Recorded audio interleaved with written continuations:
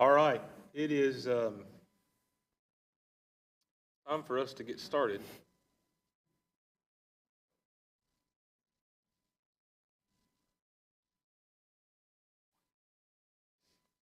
We're in 1 Peter chapter 3 and the first 7 verses.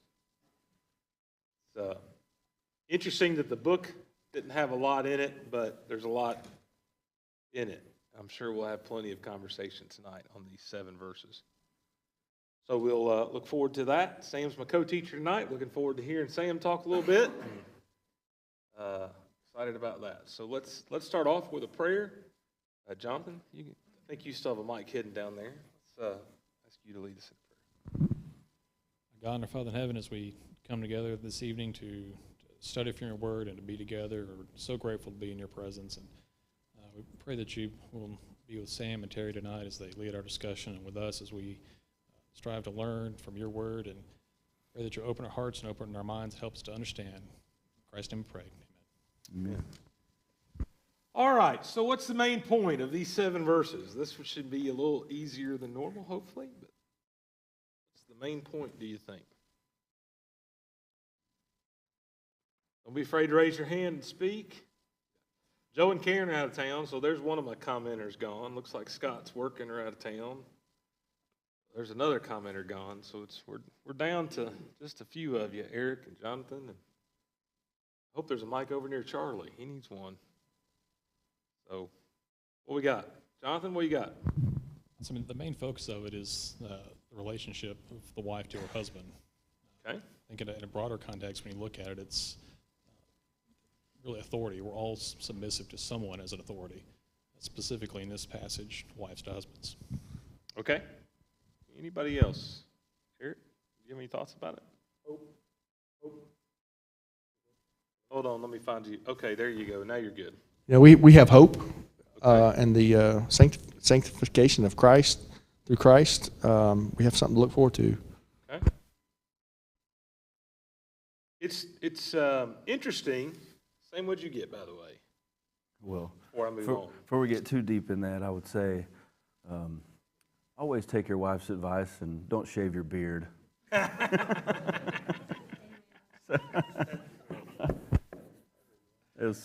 Yeah.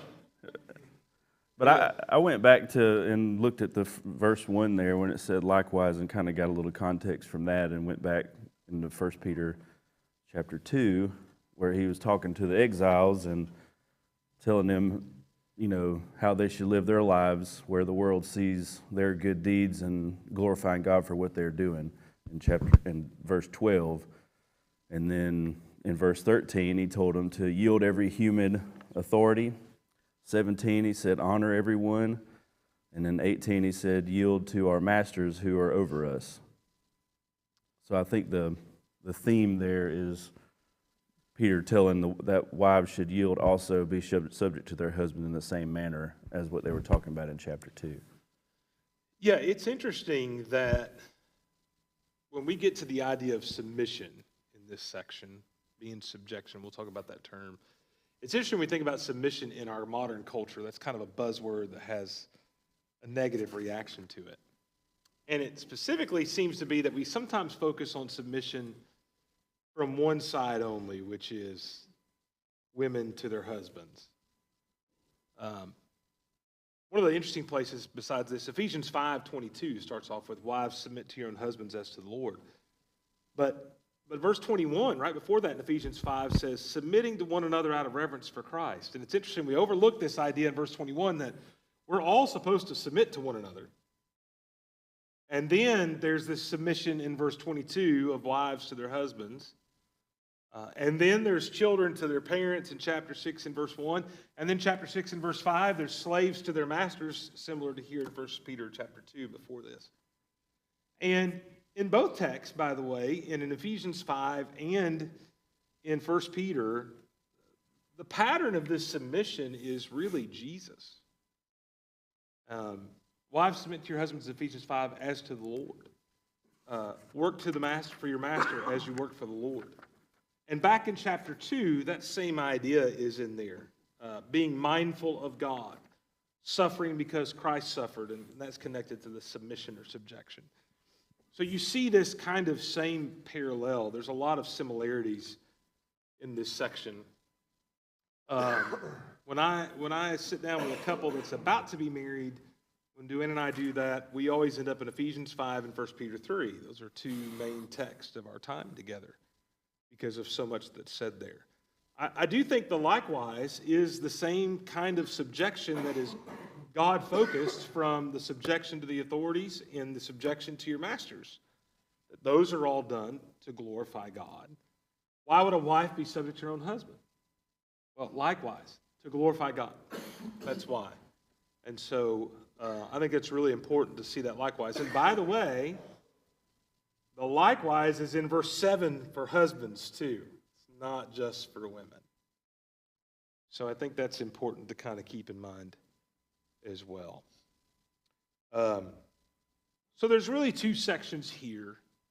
One of those is the section for the wife, the first 6 verses. And the other is one verse for the husbands. So what do you think normally happens when that comes out? When you sit down with a couple and they realize that the woman gets 6 verses and the man gets 1 here, what happens? Seems a little unfair, maybe. A couple of reasons for that. Number one, culturally, we need to kind of set the stage for women in this time period. Women in this time period were expected, when they married their husband in a pagan world, to automatically adopt his God. That was part of the deal.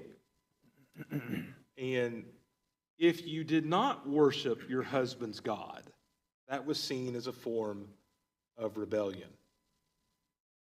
That makes this section pretty interesting, because one of the main things he talks about is, if you're a wife, how do you handle if you're a Christian but married to a pagan man?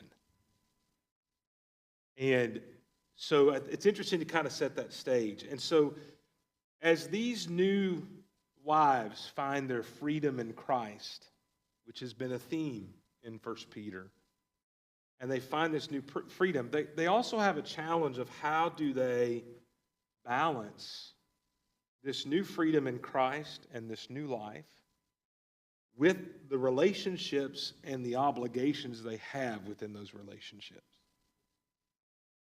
And so from that standpoint, that's one reason why there's more said to women than men here. The other reason that is really interesting is, when you break this down by like what's being said, he says a whole lot to the men in one verse. 1 Peter 3:7 is power-packed, man. There's some stuff in there.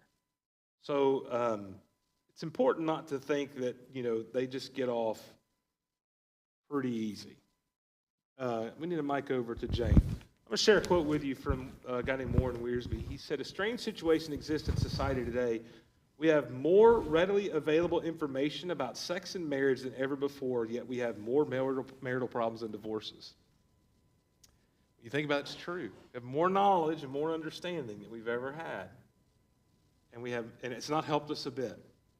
And part of that is because a lot of times that knowledge is manifested in ways that are contradictory to what we're going to talk about today.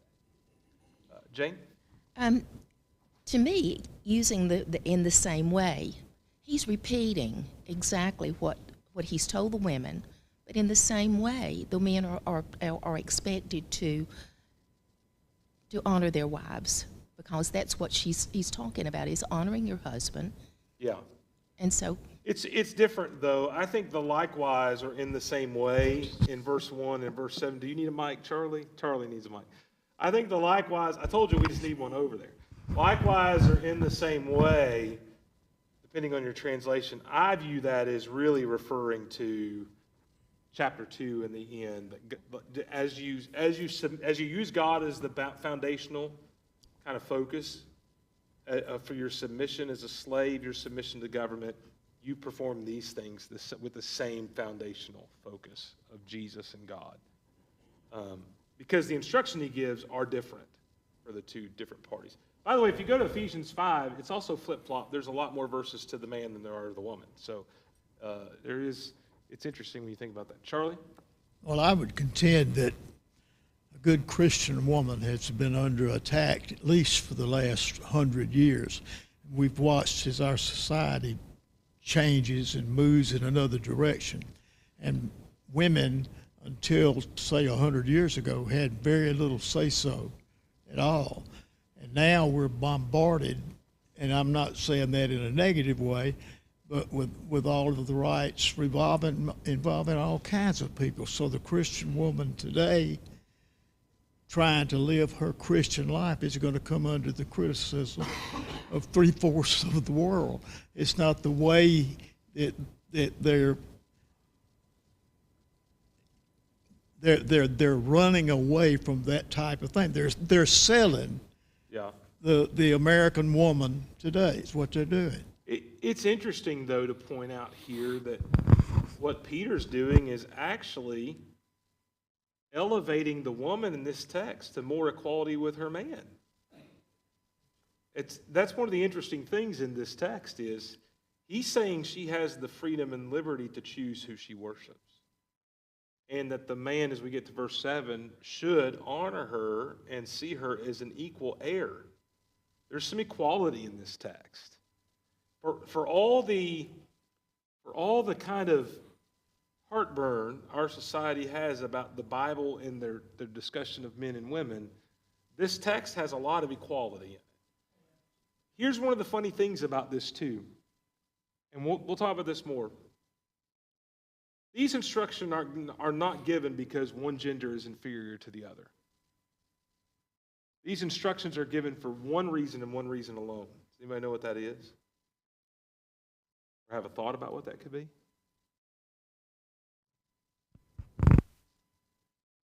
Order. It's about order.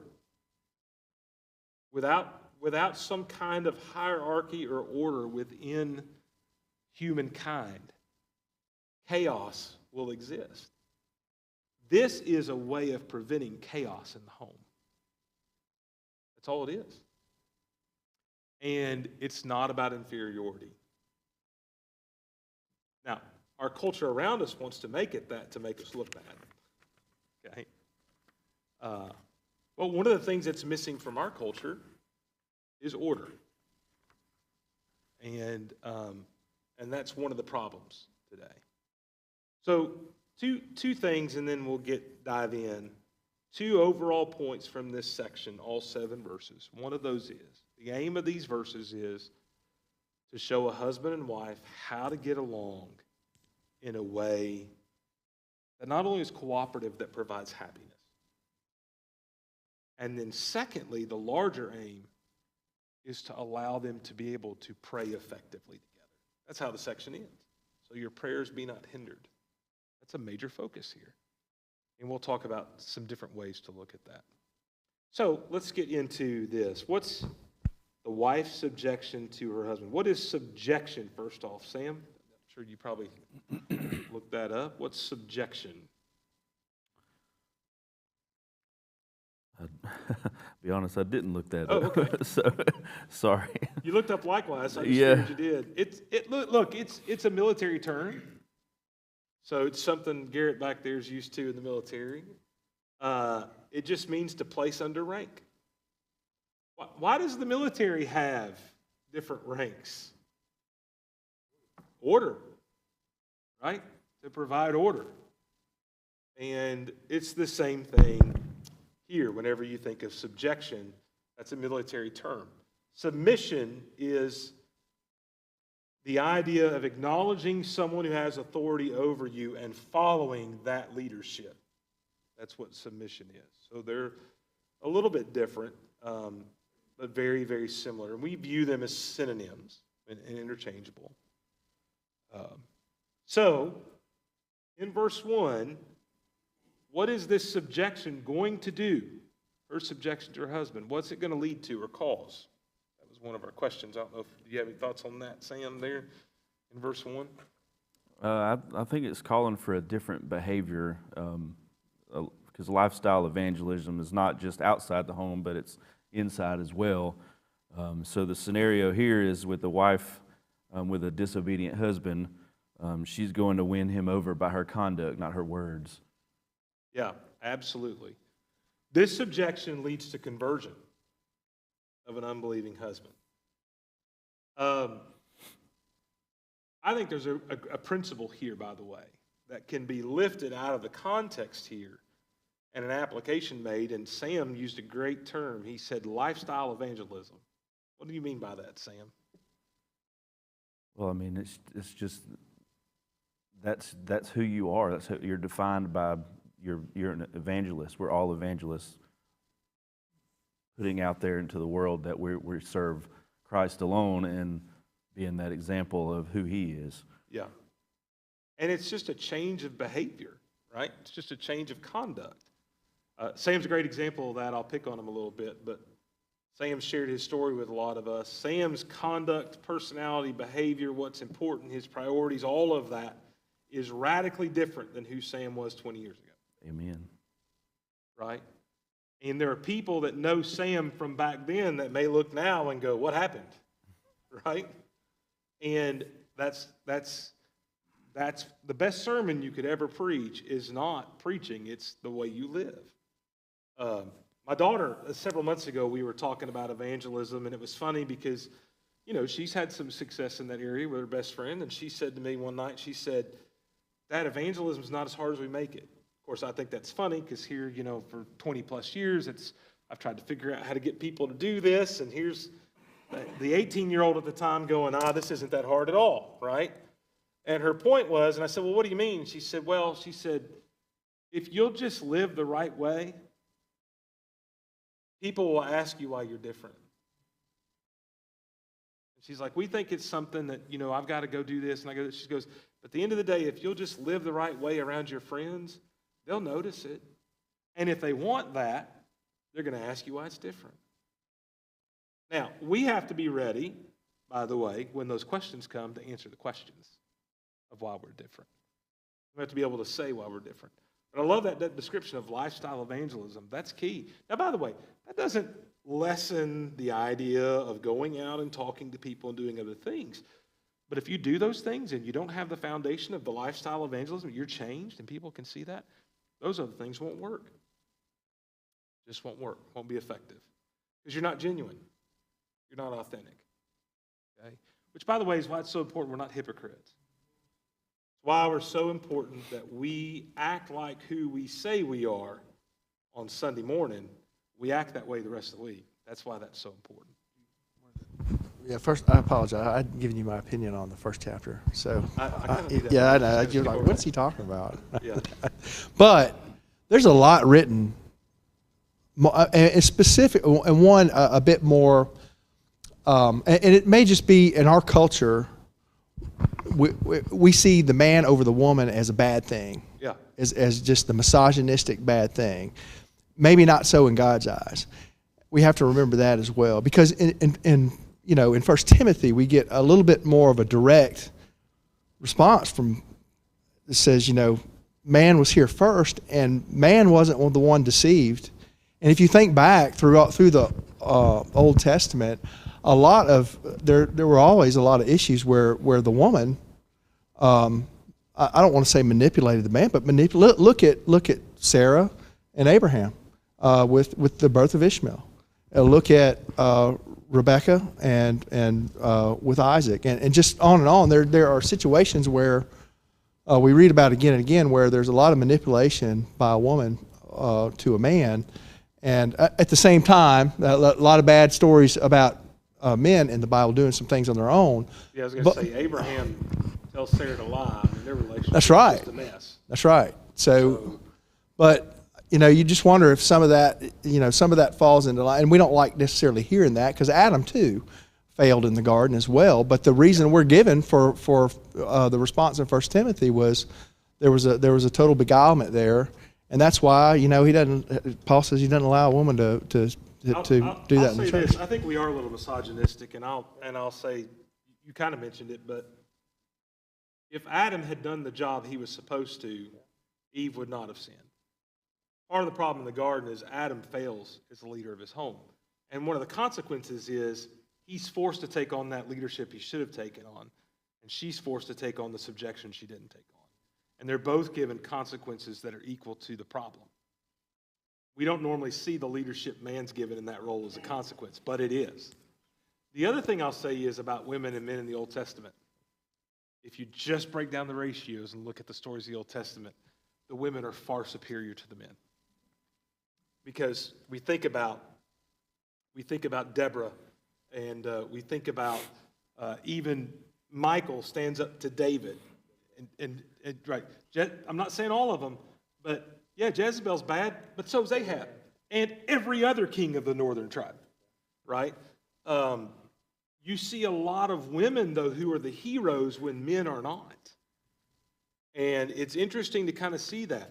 It's the Shunammite widow that takes care of the prophet. You see all of these women that keep popping up.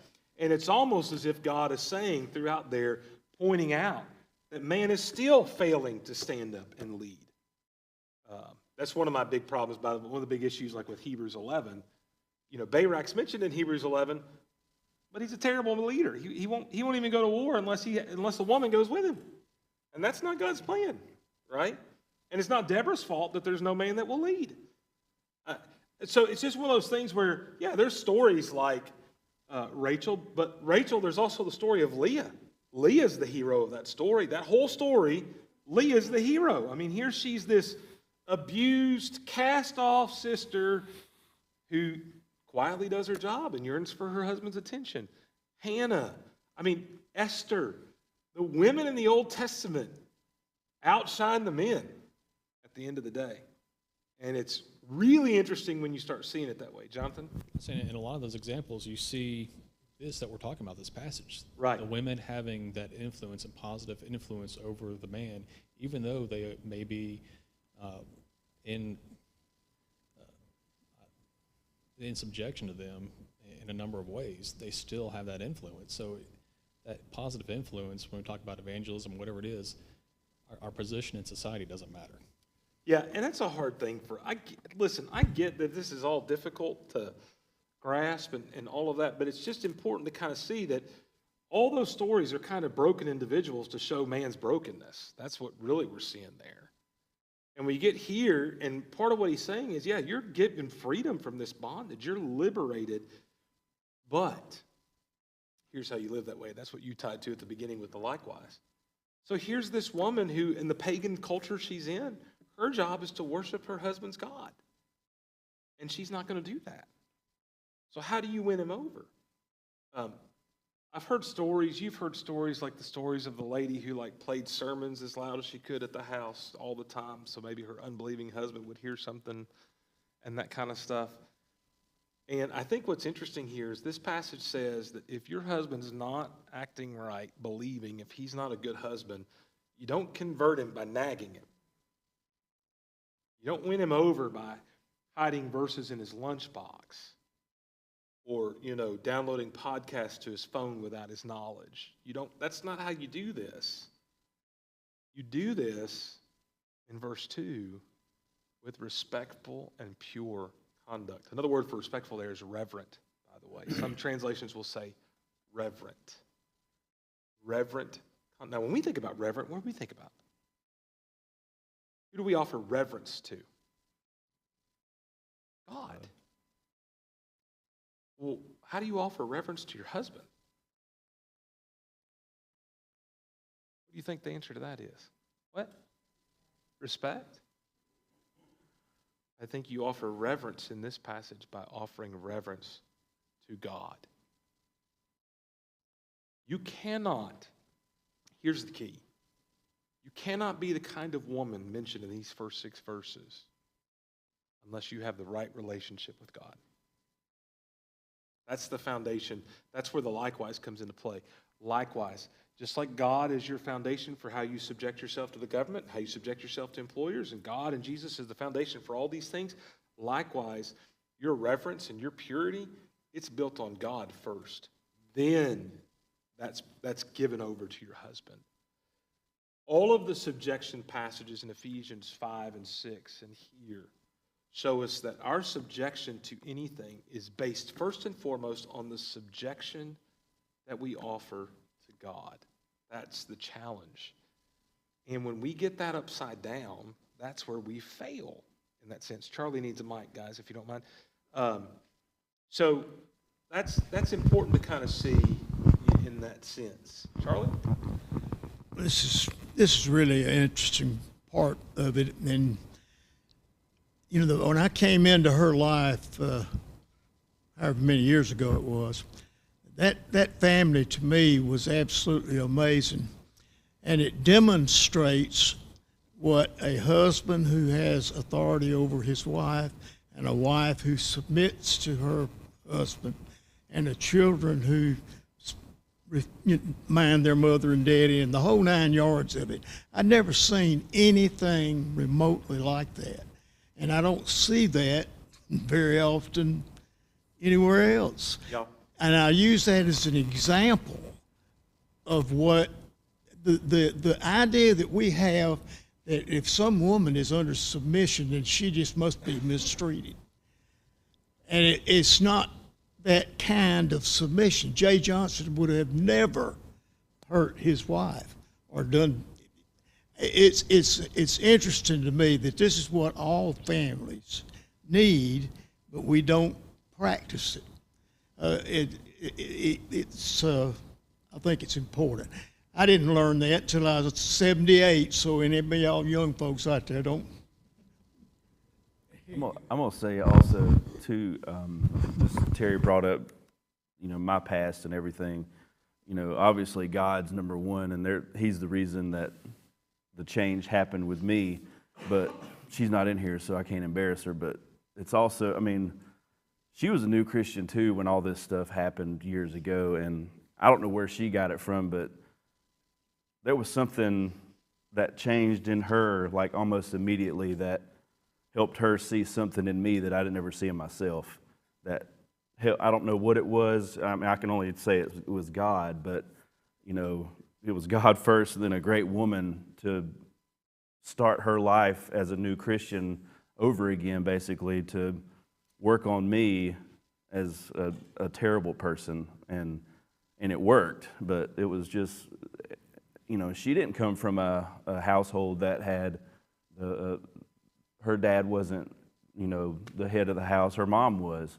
You know, it was her parents were married. Yeah, they lived together, but you know, it wasn't an example of how a household should be run. And I certainly didn't come from any of that. So, you know, we're still learning all this as we go, 20 years into our marriage. But I'll tell you, I wouldn't be here without, you know, God first, obviously, and then her. She practiced what this pastor is talking Absolutely, absolutely. Three things about submission here for the woman, and we'll have to kind of transition here in a minute to the man, but three things that why submission. First, it is an obligation. I want to point that out. And that's really the first section of verse 1, be subject to your own husbands. This is an obligation. This is not one of those optional commands. By the way, we talked about this before last week with the government, and we talked about with the passage in Ephesians 6. There's no strings, no conditions. You don't get to say, well, I'd be in subjection to my husband if. No. Doesn't work that way. In the 12-step programs, there's a saying that says, clean up your own side of the street. You have to do the right thing regardless of what your neighbor's doing. And in your marriage, what that means is you have to be the right spouse regardless of what your spouse does to you. Doesn't matter. Hardest thing ever. Because that means life won't be fair. That's the understanding you get into that. Won't be fair. And sometimes that means she gets the better end of the deal, and sometimes you get the better end of the deal, but it won't be fair. Secondly, submission is an opportunity. And that's really what you're talking about in this section at the end of verse 1 and verse 2, this idea that because she submits and offers this pure conduct and respect, even though you don't deserve it, that changes a person. That changes a person. And thirdly, it is also an ornament. or an adornment. And that's what picks up in verse 3. Now, let me say this. This passage is not saying it is a sin to get dressed up. Okay? There's some people that read this passage wrong. The ESV doesn't use the word, but one translation I remember, maybe it's New King James, it says merely.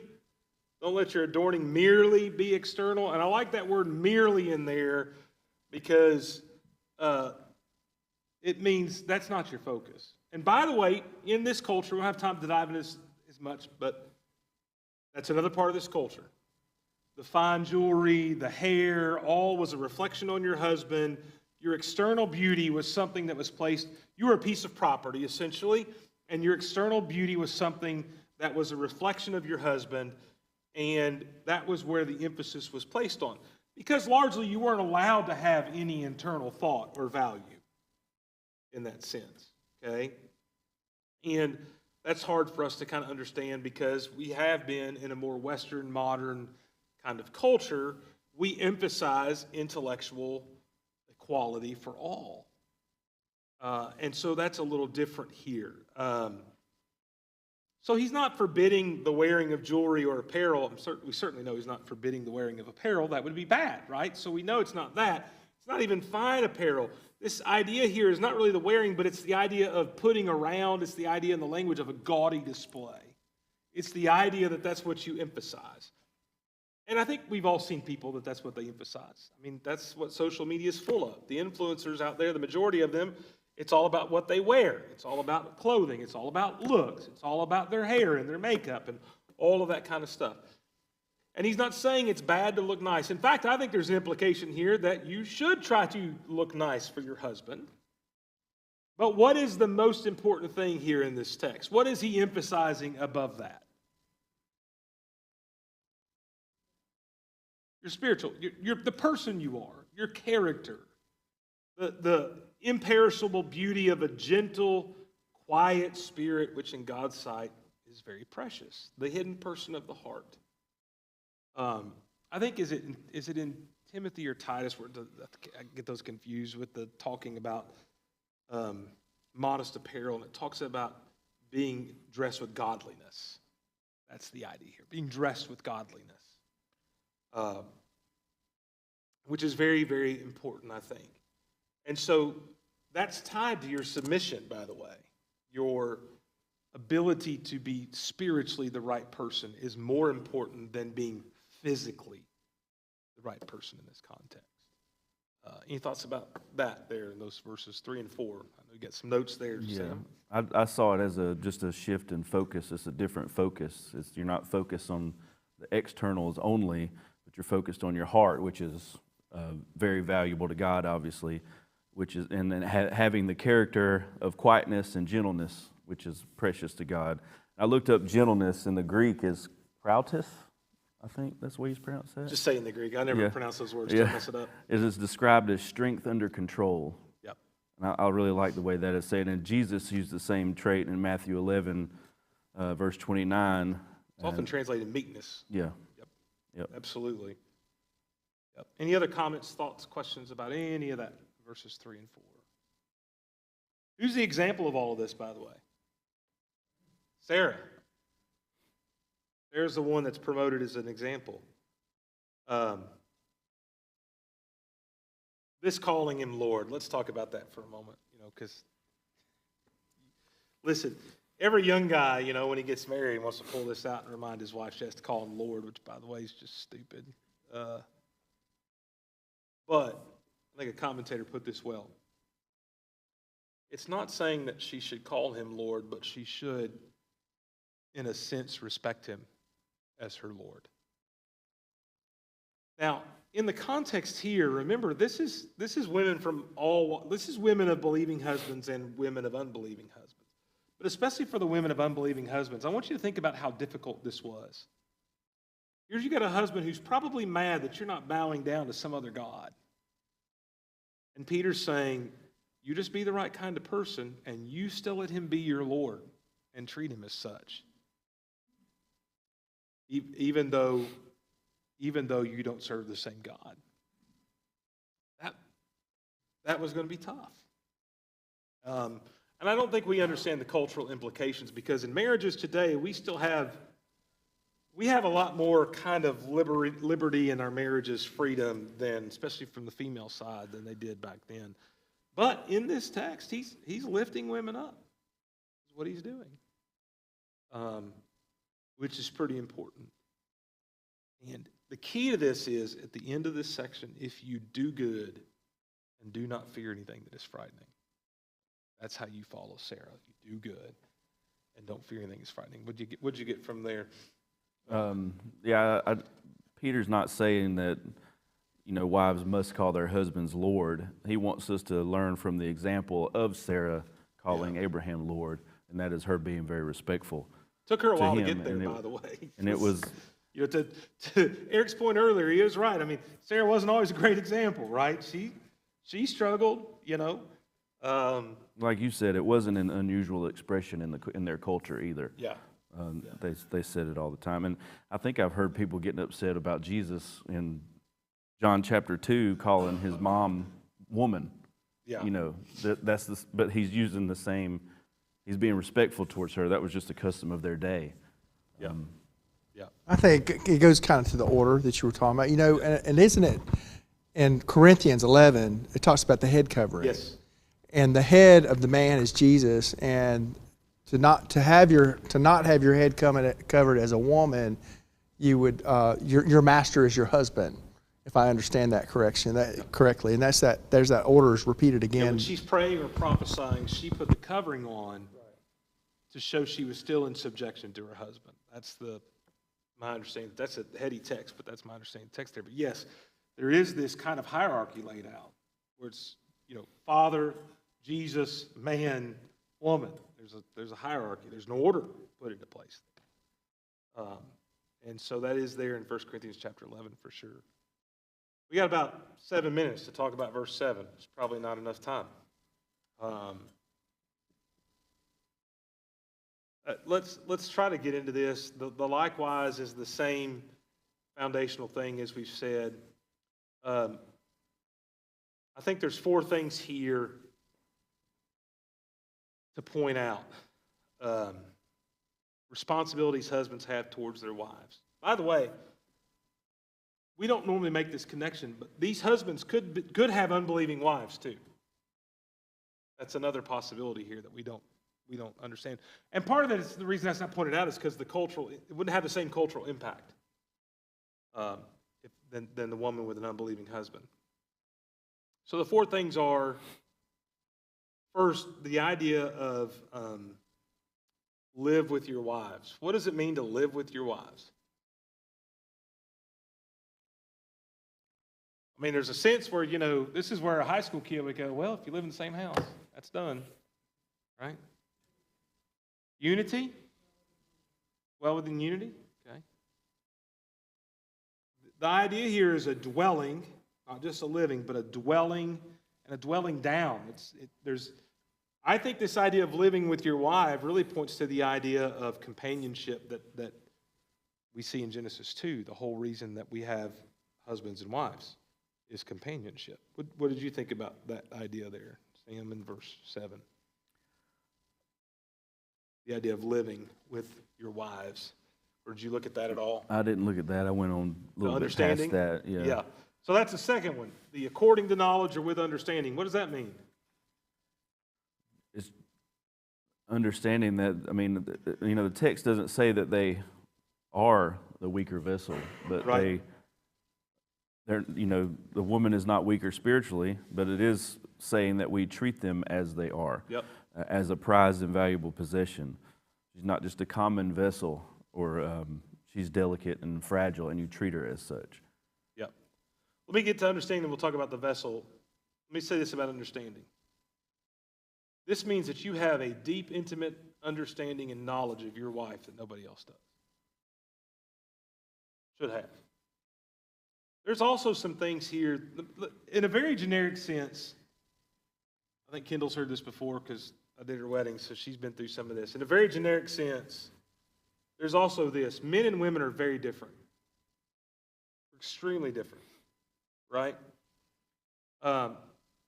And there's always exceptions, but for the most part, men are fixers and women just want somebody to listen. Okay? So your wife comes home and she tells you, the other thing is, one of my favorite book titles, book's not as great, but book titles is Men Are Waffles, Women Are Spaghetti. Because men keep everything compartmentalized and separate from each other like a waffle with little boxes. Everything connects with a woman. It's all spaghetti. And the problem is, one of the great lines of the book is, our problem is I keep pouring syrup on her spaghetti and she pours marinara on my waffles. And that's our problem. Because your wife comes home and she tells you this long convoluted story about how she went to work, and on the way to work there was a wreck, and she stopped for Diet Coke, and they were out of Diet Coke, so she had to settle for a coffee, but she didn't really want coffee, so she got to school, and then she was late because of the wreck and because of the coffee. And then when she got to school, she found out that her friend was pregnant, and then on the way home, she stopped at Walgreens, but the line was too long, and then she came home and she had to cook dinner. Now, what did your wife want out of all of that? To tell you that you had to go to Walgreens after church tonight. That was her whole purpose. But she can't just tell you that. Right? That's where we go. We come and go, hey, we got to go to Walgreens after church tonight, okay? Done. That's it. But she's got to tell you this whole story. Y'all are laughing because you know it's true. And here's the other side of that. So you need to understand that's how women work. Here's the other side of that. Men, raise your hand if your wife has ever come home crying and you asked her why and she said, I don't know. Nobody? See, maybe watch it. It's okay to admit it. And what do you respond to that with? What's wrong?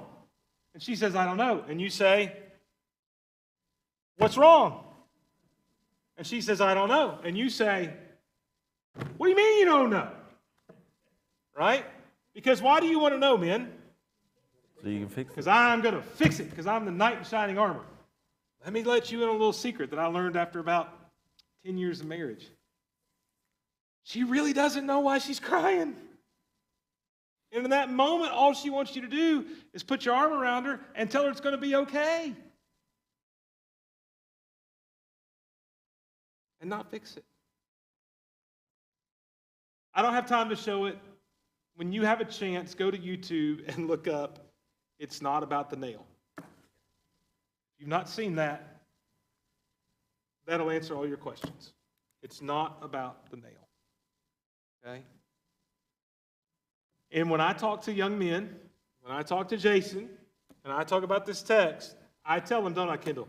This means when she says she doesn't know, she doesn't know. Just hold her. Tell her it's going to be okay. That's all she wants. That's understanding. Now, the third thing in this in this section to husbands is the giving honor to your wife as to a weaker vessel. I know that if you look up a commentary, what they're going to point out all the time is, well, this means that the wife is physically weaker than the husband, not spiritually, emotionally, or mentally weaker. I'm going to tell you, I don't buy that. What this is saying is not that either one of you is weaker than the other one. It says, treat her like a priceless, expensive piece of pottery. What that means is you protect your wife. If you had a mink vase, you would not let Sam's kids play around that. Right? That's a true story. Sam would not let his kids play around that. It's worth thousands, maybe millions of dollars. We put it in a glass case, we put it in a room, we lock the door, we tell them, don't go in there. You're not allowed in there. That's protected. That's what your wife is. Here's the sad part. We have not only failed as men to protect our wives today, we've been taught we have taught ourselves, and we have tried to rationalize with ourselves, well, if they're equality, I can just treat her like one of the guys. No, you can't. You cannot and be godly, period. Can't. And that's what this passage is saying. And you're right. It's not saying she's inferior. Listen, my wife in a lot of ways is far superior to me. And I have to say that because I think she's at home watching too. But this is not what this passage is about. It's about the way I view my wife. You know who the most important person to me on the planet is? You, Anne Francis. More than my 3 kids. Has to be that way. every day. Do I always show that in the best way? No. Are there days I mess up? Yeah. Bad. Bad. But it's still my job to do that. We're out of time, but final thing, spiritual, the idea here. Let me tell you how important it is, husbands especially, or that you treat your wife the right way. If you don't do these things we're talking about in this verse, God will not hear your prayers. Isn't that what he says?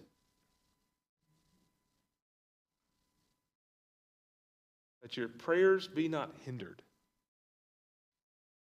That's pretty serious. I wrote down, if God isn't listening to me, then I don't have a relationship with him. Yep. And we're separated from God if we're not treating our Absolutely. wives like we're supposed to. One important point here is they are heirs with you. Some translations use the word fellow heirs, joint heirs. There is an equality in this verse, in verse 7. There is this submission, there's this hierarchy, but when it comes to what matters, heirs, your spiritual inheritance, you're equal. I also will say this. I saw this understanding of the last phrase, and I think there's some merit to mentioning this. If your relationship is not right, that probably means not only is God not listening to your prayers, but you're not praying like you should either. And I can tell you in my life, I know that's true. And by praying, we mean together. The married couple is not praying together as they should be praying. And if you're not connected spiritually, then these other things aren't going to work either. And that's part of what's being said here too. We're just out of time. Thank you, Sam. You did great. And look forward to next week. Thanks, guys.